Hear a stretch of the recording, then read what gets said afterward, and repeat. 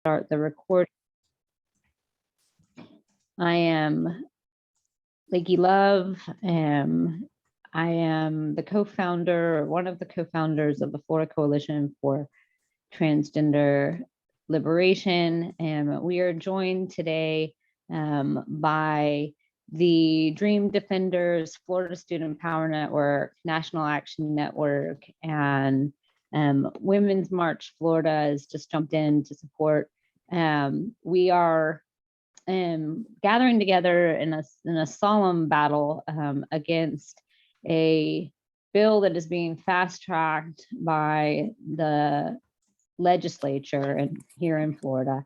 And it is also a priority bill for the governor. The bill is HB 7 SB 148. We are calling it the Destruction of Florida Education Act.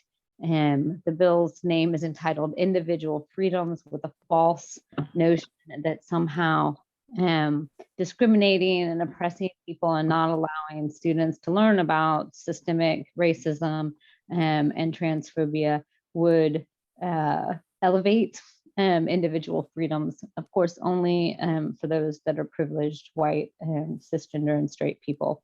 So without further ado, we're going to get started with our speakers.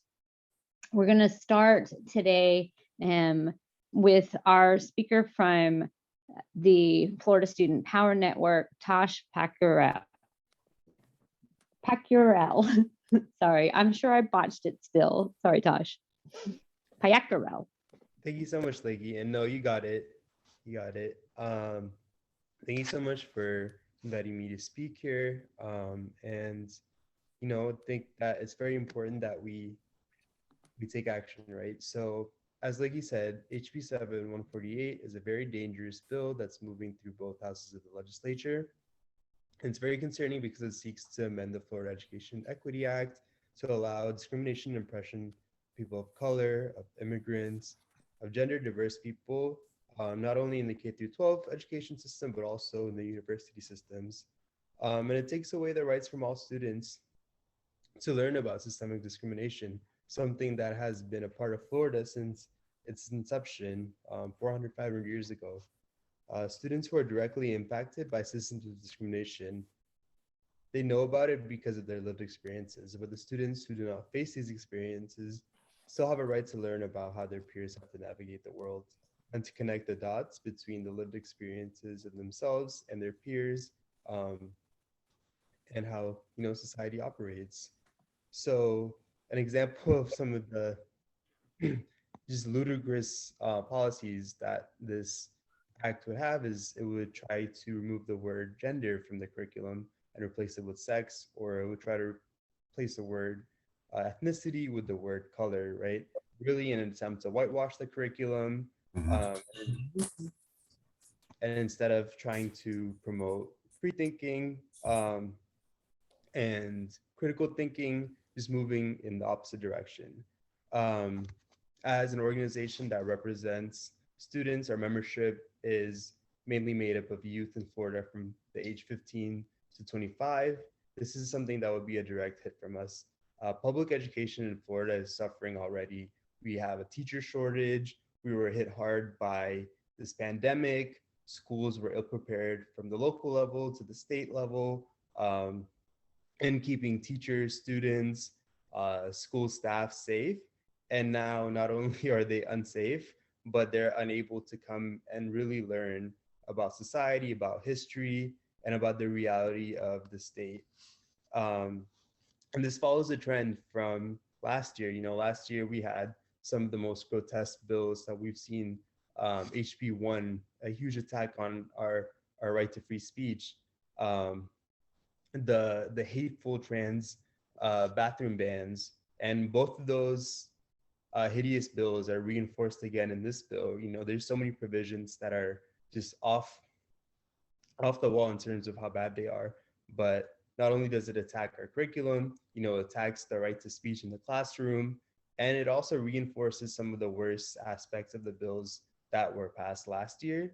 So we need to come together as a state, as young people, as students, as teachers, as parents, as community members, and wholeheartedly reject this bill because it really shows that the governor, a lot of the Republicans in the legislature, they want to ramp up Florida's march into being a haven for hate. Um, right now in the House, this bill is in the State Affairs Committee, and it's going to be heard uh, Tuesday morning, tomorrow morning at 8 a.m. So I'm really urging everyone to reach out to the House State Affairs Committee, every member in that committee, letting them know that we want this bill dead in the water. We do not want it to move forward anymore because we reject how dangerous, how hateful, and how toxic this bill is. We know that the students in Florida have a right to a strong, rigorous, and critical education. And we know that teachers don't deserve to be gagged in the classroom about what they can and cannot say about history, about society, and so on. So wholeheartedly, I'm urging everyone to make sure that they're reaching out to everyone that they can. Their senators, their state senators, their representatives, and really let them know how you feel, because I know that people want the truth to be told in Florida, and especially in the classroom. And we can't allow this whitewashing of history, the censorship in the classroom. And I'll pass it back to Vicky. Thank you so much, Tosh. Well said and well put. Our next speaker I'm honored to invite to the floor is a representative of Florida Coalition for Transgender Legislation, the proud and incredible Emily Gray. Hi, thank you, Lakey. And yes, I'm also the Transgender Outreach Coordinator for the LGBTQ Center of Bay County. And so I work with a lot of people that are affected by this bill. I myself have a child that's 14 in the school system, so a trans child, and they are affected by this bill as well. And it is hateful. I mean, and I don't know. I want to try to give credit and say I don't know if they're actively trying to be hateful or if they are just willfully ignorant of the fact that removing the word gender from the bill creates a hostile school environment for transgender and gender non-conforming kids. In this bill, so this bill is a rewrite of several different provisions already in place, and they took out the word gender and replaced it with sex 23 times. And then that's not counting the times that they added sex into the other parts that they added to the bill. And so it's just repeatedly saying sex instead of gender, which removing gender helps perpetuate the idea that transgender and gender non-conforming people don't exist, which is what they want. It furthers the agenda of the people that want the world to believe that transgender people are a threat to the fabric of society. And that's absolutely false. Transgender and gender non-conforming people, non-binary people, do not pose any threat to anything, especially children who are just trying to live their lives. Sorry, excuse me. Sorry about that. They're just trying to live their lives. They're kids, and they already passed a bill that takes away the ability for trans children. Sorry.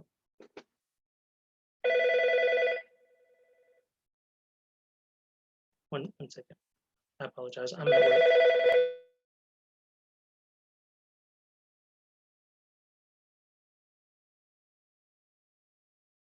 Okay, sorry. I got someone else to get that. Continuing, I apologize.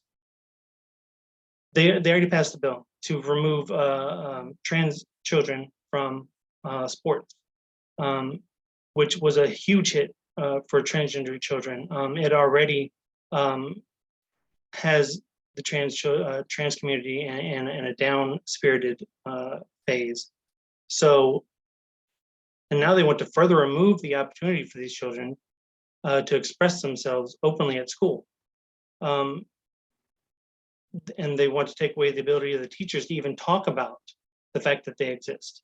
The language of the bill makes it where teachers can't speak about different genders and gender diversity in a way that would be helpful for any trans student that needed affirmation, instead of someone else in their life telling them that they are a problem, or that they are somehow less than another person. Even though they want to take away all of these, even though there's verified peer-reviewed science that proves sex and gender are fluid. The science community is very clear on this. This isn't a wishy-washy subject. Scientists, doctors, everybody that's involved in it that has any kind of actual knowledge on the subject is clear that trans children exist. That's not even a question, and that they should be put into the same places of their same gendered peers. So cisgendered, transgender, all kids should be able to be in the same place and not separated. I mean, when we start doing the different stuff like sex ed and things like that they put in there, and the different physical classes they put in there, it unfairly separates trans kids and makes them uncomfortable. I mean, it's uncomfortable enough to where, I mean, if you're a trans girl, and then you have to go into a class full of cisgendered boys and sit there, like the amount of ridicule and the amount of just sheer embarrassment that would be put on that child is unimaginable.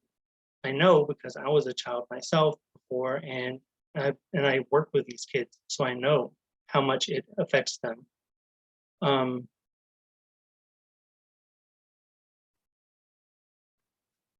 And the effects that this has on their mental health. The suicide rate for trans kids is already through the roof, upwards around 40%.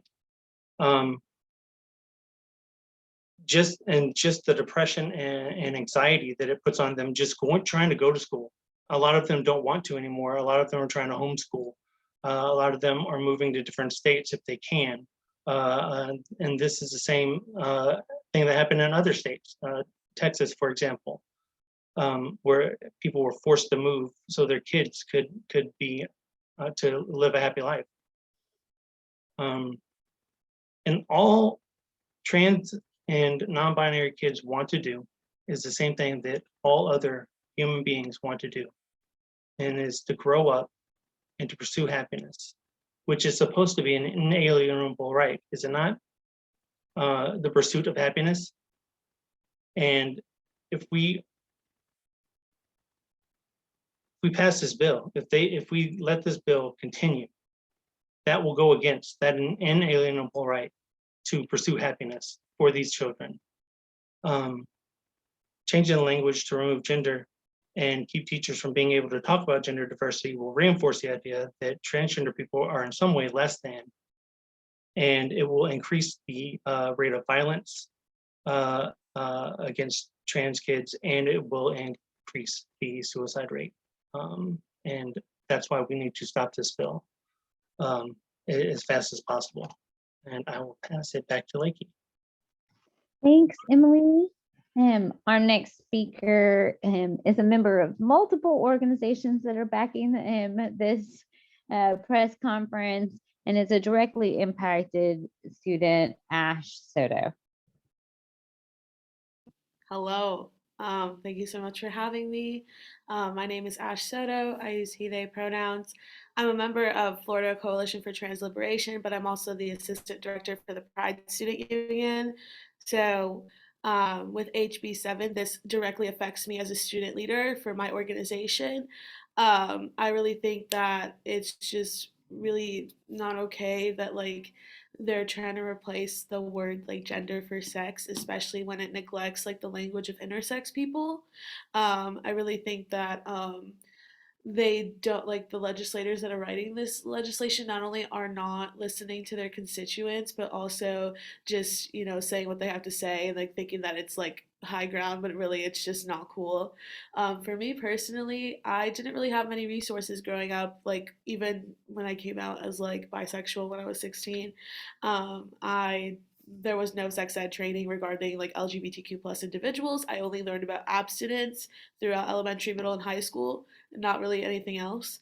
And also just everyday life, I get misgendered because, I look like a woman. I really do. Like, I have boobs and a vagina. Therefore, people assume that I'm a woman when I am a non binary individual. Like, like when I figured out like the term that I wanted to identify as, like it kind of made me like, feel like happy. Like Emily said, we're trying to just find the pursuit of happiness in life. And for me, identifying as a woman does not make me happy. In fact, it really affects my mental health when people misgender me and when people try to figure out what my legal name is, which that's another thing that I really hate. um, and I just really think that, I honestly think that these legislators are just being disrespectful by not listening to their constituents, especially those that are like a part of the LGBTQ plus community. Like I know there's a couple representatives that I will not name that actively go back to like their school board counties and say this is not allowed because they're like demonic, blah blah blah blah blah. And I'm just like, it's not okay to just assume that like our, for example, like if like our homosexuality is a mental illness, like that was removed from the mental illness like list back in the 90s. So I don't understand why people are still associating our identities as mental health issues when they're clearly not mental health issues. They're just a part of who we are as a person.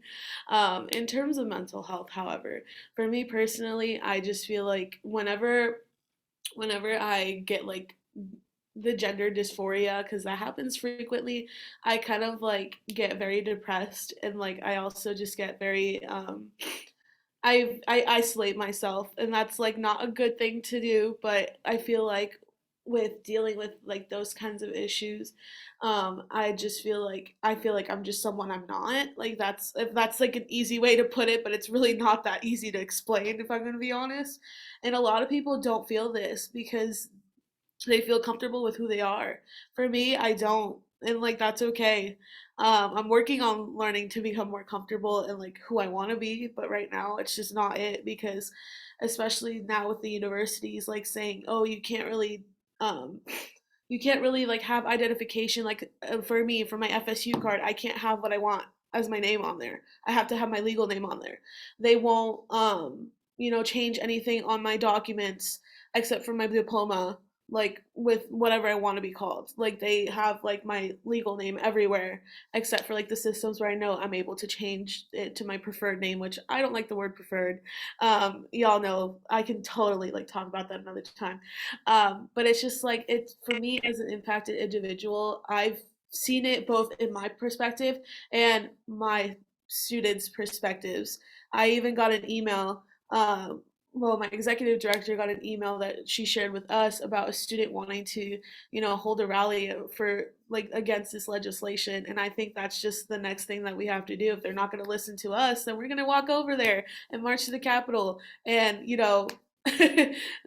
let them know what we have to say over and over and over again, because knowing me, I'm a fighter and I won't quit. I won't quit. And y'all have seen that since last legislative session. I've literally like went to so many so many Senate and House meetings, committee meetings, going against all this like anti-LGBTQ plus legislation.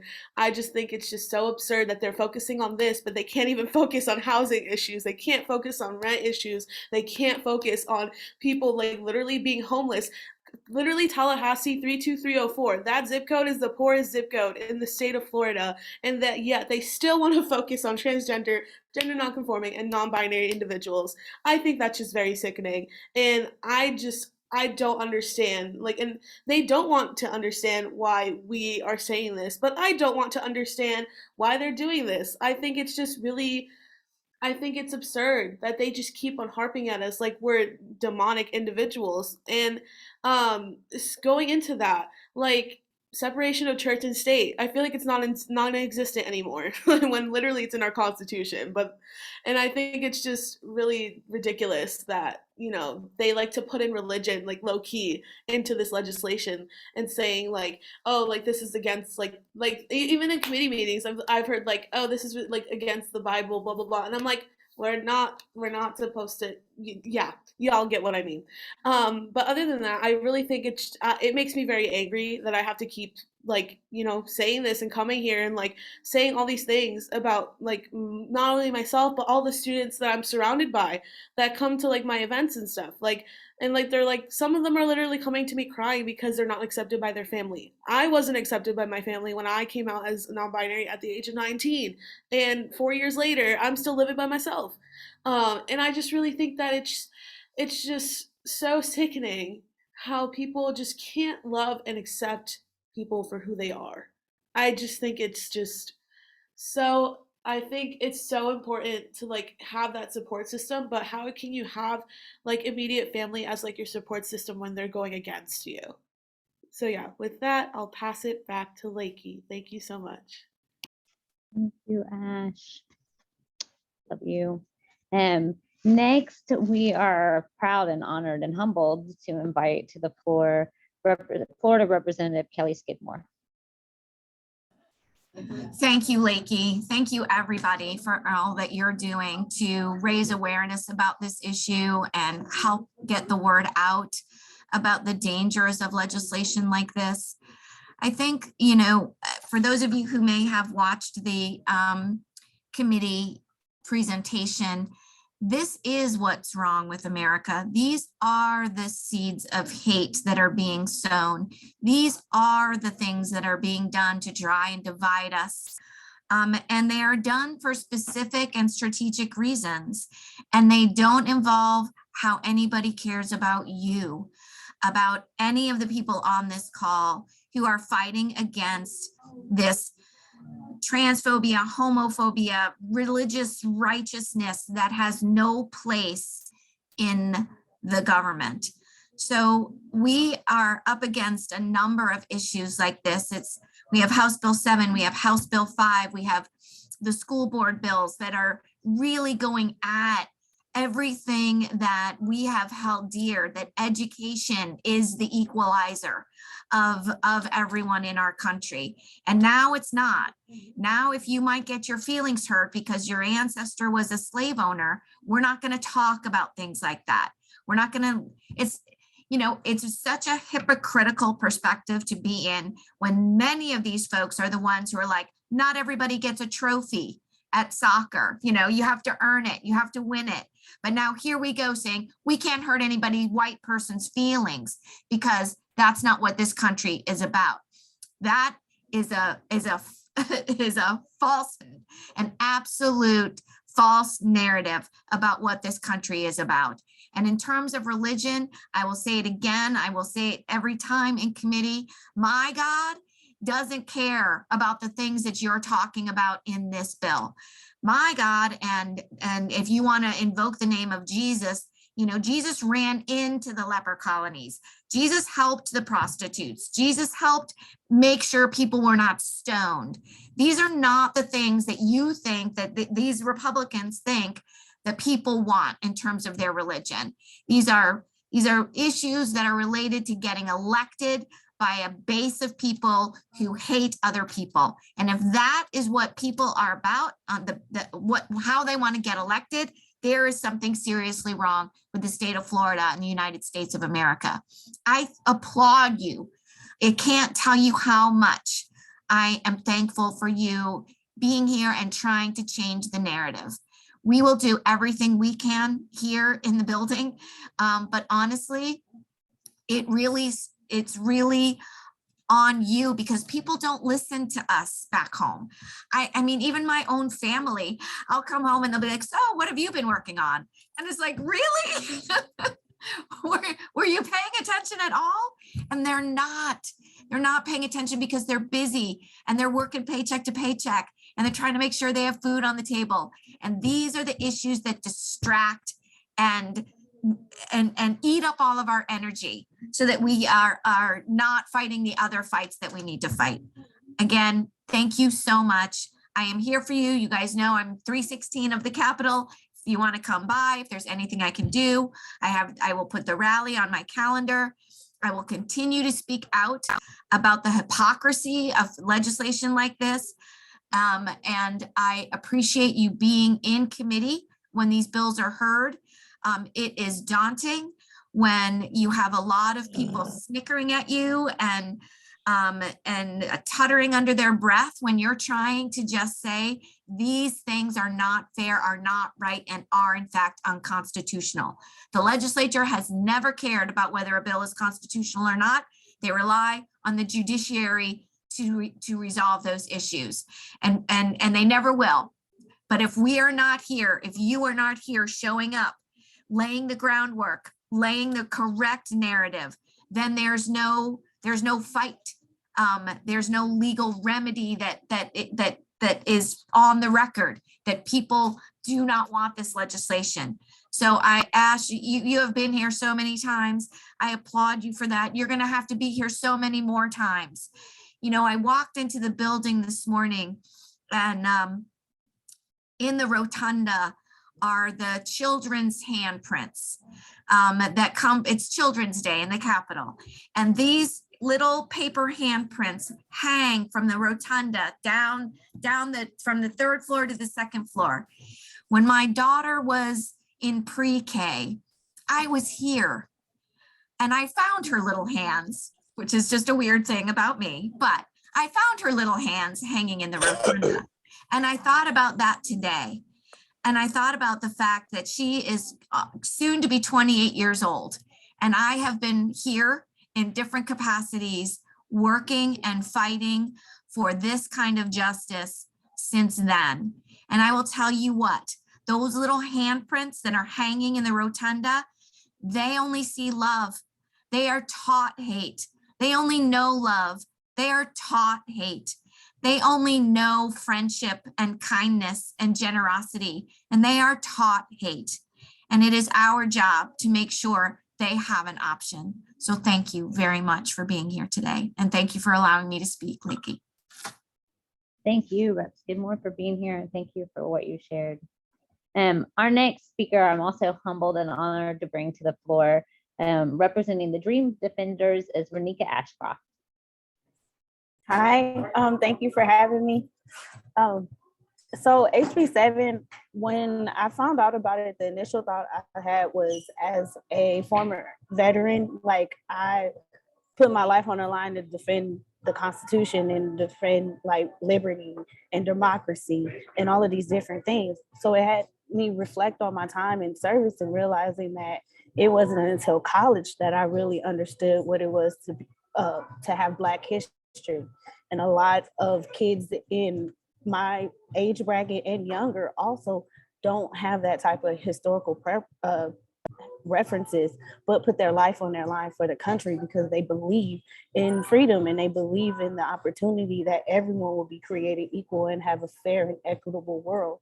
But this bill is everything but that. It's promoting hate, it's promoting division, it's promoting just segregation in another form. I really think that children deserve the opportunity to see themselves reflected in history, and history has to reflect a all-encompassing view. It can't just be from the perspective of the person telling the story, because of course they're going to benefit from telling it and whitewashing it.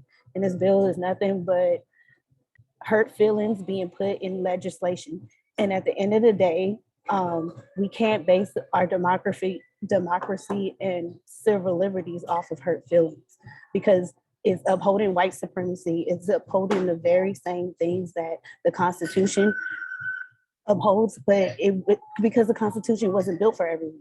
So ultimately, us pushing back against it with HB 7 and telling everyone to get out and use their voice, because the possibility of being silenced is real in Florida, because Florida is on a cuspice, and we have the opportunity in all of our organizations to come together and fight it, because Florida has the opportunity to really change the narrative and be a place of freedom, a place of equality. But if we don't get the message out, if we don't put out exactly what's going on with this bill and other bills like it, and it's able to be swept under the rug by various media attempts from the other side, then they are going to continue to pass bills like this, not just in this legislation session, but going further and further and further, and setting us back, setting every marginalized group back. And I really do believe, like, I in 8th grade, part of my 8th grade graduation was you had to learn the Constitution. You had to learn the Bill of Rights, the preamble, and everything in order to advance to high school. And I remember an Army recruiter coming in, and he was an accountant, and he just talked about how proud he was of serving and defending democracy. Civil liberty is a part of democracy, but they're two different things. The majority cannot control what civil liberties are. And right now, the majority is upholding just their own perspective of what freedom is. And as the soldier, I'm sure there are a lot of other people, a lot of other soldiers that feel the same way that I feel. Like, what are we fighting for? What did we fight for? What did we put our life on the line for? Because when we come back home, we say we fought the enemies foreign, and then we come back to domestic, and the domestic enemies are the laws, they're all the legislation, it's all the hate that's being taught. So it's a conflict. And I have sat for the last 5 years after serving, and really wondered, where did that, I could have possibly died for this country, in a country that doesn't love me, that doesn't want me to know about my history. I'm part of several groups. I'm Black, I'm a woman, I'm lesbian. There's all a list, and you're telling me, and you're telling children like me, and you're telling their children that in school they shouldn't learn about themselves, that they shouldn't be able to feel comfortable in their classrooms, and teachers can't be able to give them the proper education so they can bring unity into the classroom. That's a problem. And HB 7 just constantly is just saying, you don't matter. And if my feelings are hurt, I can tell you to stop. And that's not what this is about. It's about teaching, and it's about bringing us together as people, and not just sorry, I lost my train of thought, but not just focusing on one particular group. And that's all that this bill does. And I hope that we get a lot of people out to support it and understand that it does affect us directly. It's not just if you have children in school, it's also in your workplace. It's also like when you're walking, or I think it's just important for us to spread the message about the possibility of this bill signifying the wrong turn for Florida. And thank you for having me. I'll return it back to Lakey. Wow. Thank you for that incredible speech / share, Renika. That went straight to the heart.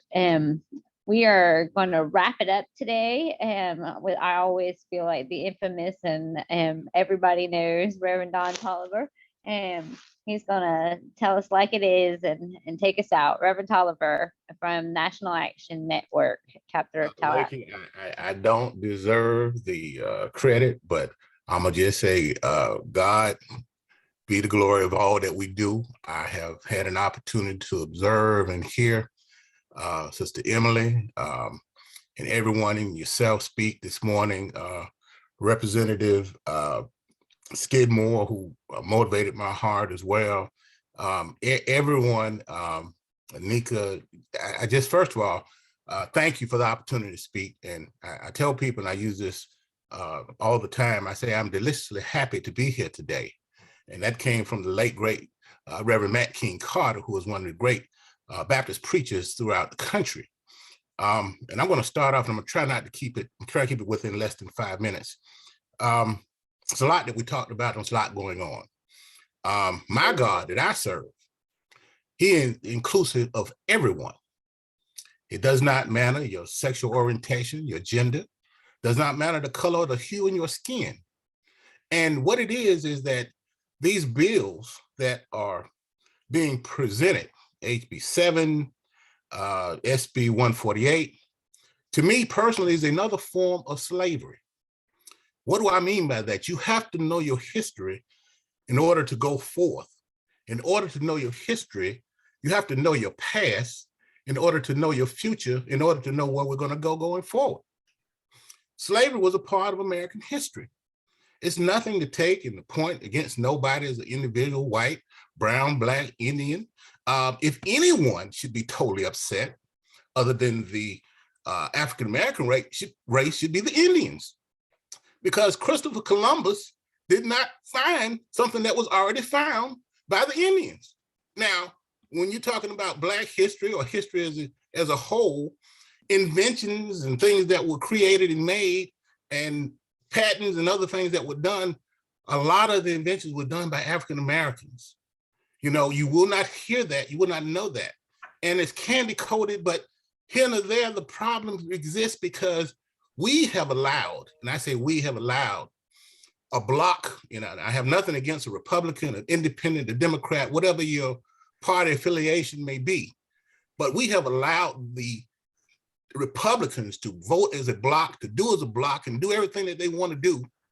And until we come in and make a change and vote them out of office for not doing what we put them in office to do, we will not be able to get rid of this tyranny that we're dealing with. So it does not matter to me who you are. You are a human being. You are someone who has worth on this earth. You are an individual who has an opportunity to make a mark in society. It does not matter who you may be. It does not matter the color of your skin. But what it does matter is that you must, most of all and foremost, understand that human rights for each person is what is at stake. Dealing with this bill, dealing with the congressmen, the legislators, those who sit there and have their own personal agenda. No, I am not against anyone. I know that there was slavery. I'm not against any white person, I'm not against any Indian. I am a person who, I say I do not discriminate, but I will say this to you. I say I do not discriminate until you make me discriminate. What do I mean by that?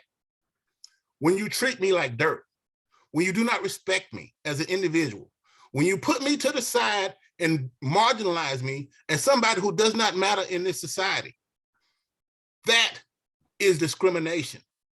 And even when you do that to me, what I still have to do is remember what God has taught me. He says, turn the other cheek, forgive. But there's only so many times that you can do that, not against my religious beliefs, but you have to stand up, vote, do your part, do what's necessary to make sure that everybody, the LGBTQ community, doesn't matter your race, Indian, Asian, whatever the case you may be. I have nothing against anyone. But the thing you have to remember, even the people who sit and fought, my brother was in the military for 30 years. He came out and he said, I do not understand why I had to go through this tyranny. Because the military is one of the most racist organizations that exist, whether you know it or not, it is. Our legislators, our bankers, our politicians, if we do not change what's going on, we're going to continue on this pace. I tried my best this morning to focus on everything that's going on and taking in everything that you guys stated. And I'm going to give a little history to you. It's something called they call it the Black or the African American or the Negro national anthem. And it says, Lift every voice and sing, to earth and heaven ring. That was written by James Weldon Johnson from the city that I grew up in, Jacksonville, Florida, in 1900. That was put out so that there would be pride, not just in the national anthem, but we would have pride in our legacy, things that have happened in the past and what's to come. A better day is to come for everyone. But what we must understand is each and every one of us have to do our part to do what's right. If we do what's right, everyone will be able to understand that there is peace and harmony. The preamble, the Constitution, the amendments are great. But if we do not do what they're supposed to do and do not follow them, it's a piece of paper that's written that is to be balled up and thrown in the trash can because we do not live what we say that we should do. I've taken up enough time, but what I really want to say is I thank you, Lakey. I thank each and every one of you of hearing my voice this morning. But most of all, take pride in all that you do. Take pride in everything that you do and be proud of who you are. Because if you're not proud of who you are, no one will be proud of you as well. Thank you, and God bless each and every one of you. Thank you. Oh, wow. Thank you, Reverend Tolliver. And thank you to all of our speakers. It has been a solemn and passionate press conference. We're a little over time. I just want to remind everyone that this is, these speakers are speaking about HB 7 is a 27-page bill. It is an omnibus bill. It's an all-out assault on education and the Civil Rights Act of 1992 in Florida. And it's working to pit people of color, Black and brown people against gender diverse people. And this press conference recognizes the fact that we will come together and we will work together and we will continue to fight every component of this bill. So I want to thank all of my speakers for dealing with a very difficult bill. It's a complicated bill. And they did an adequate and amazing job, not an adequate, an amazing job of representing what's in the bill and how we can overcome it. It is now the end of our formal press conference. We are closing the press conference except for questions. So I want to take this time while we still have our speakers to open the floor to questions from the press. So we can only take questions from the press. If you're not from the press, please don't ask questions at this time. Are there any questions from the press? You can either put them in the chat or you can come off mute.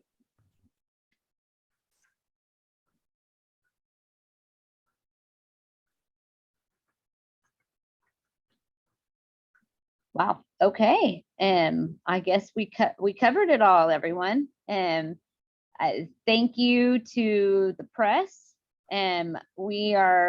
I'm gonna stop the recording. Those of you that want to stay